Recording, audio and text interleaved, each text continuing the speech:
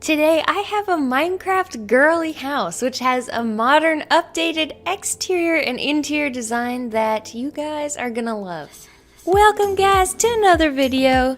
I was super excited to make this build. This was the first time that I made a really girly house and I'm really in love with this style. You can change the clay and concrete colors to make any color scheme that you want. If you're looking to change things up or make it in your own favorite color, this is a pretty simple change to make since I basically only used 3 different colors. I also have a world download for this build available, so be sure to check that out in the description. You can probably already tell that I am using the 5x5 building system where you create the structure shape by connecting multiple 5x5 cubes together. This system is so amazing and it makes everything seem to just magically fit together. This mansion has a very large looking design, but it doesn't use as much space as you would think. The front of the house also really has a suburban feeling with the classic contemporary style sidewalk, street, and driveway. The house looks pretty boxy with it being so tall, but once I added in the roof and the beam-like details to the outside, it really brings in a lot of variation and personality to the exterior. Putting the quartz slabs around the wall between the levels on the tower section helps to break apart the rectangle shape. Most modern houses have these very square type roofs that extend a decent amount outwards from the walls. You'll also see varying levels of roof. With this design, I have 3 roof levels that go up in a stair step type fashion. You don't want the roof to be completely flat, so I used the quartz slabs to gradually staircase up into a very flat pyramid shape on each roof section. You can see here I went in and put all of my imaginary 5x5 cubes around to extend the house back and get my general layout decided. First I decided how big I wanted the house to be extended back, and then I go through and choose what rooms I wanted to include in the build.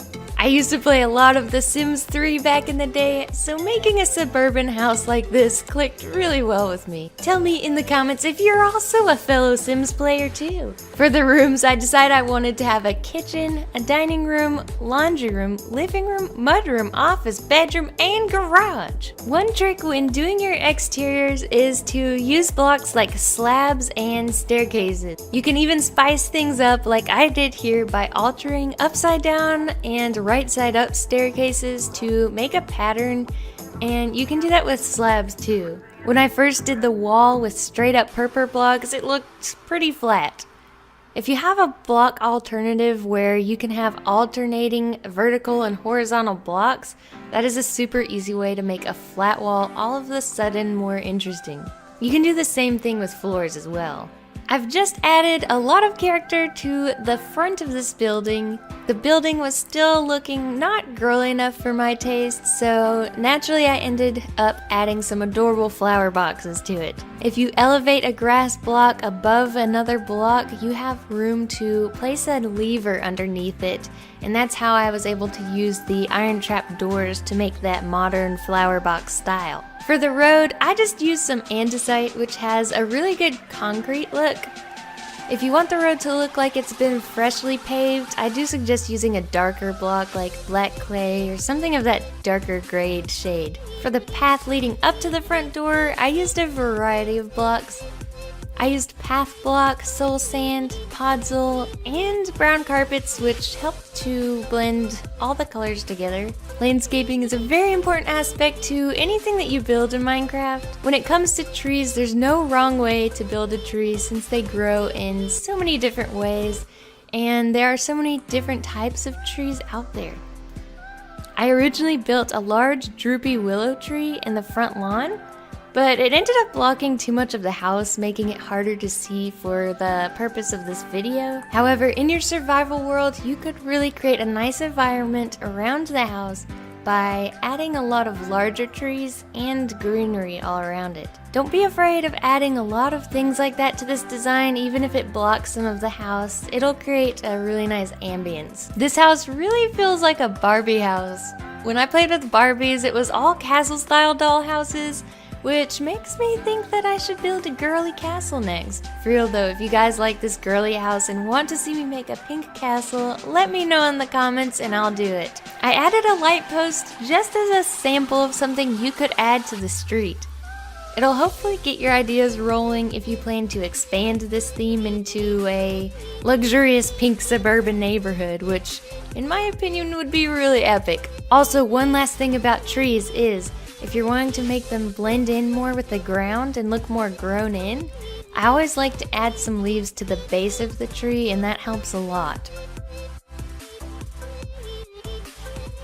The captivating brightness of this pink color really makes this design stick out from any other houses you might see on the block. So if you're trying to stick out from your friends, this house will definitely do it. I used a lot of trapdoors for this interior, mainly because soon you could use all of the new trapdoors that were added in the 1.13 update if you were to play in that version. You will be able to place things on the trapdoors and use them as functional shelves in the update, so I've included some shelves in the kitchen as an example of where you could place those if you were to build in 1.13.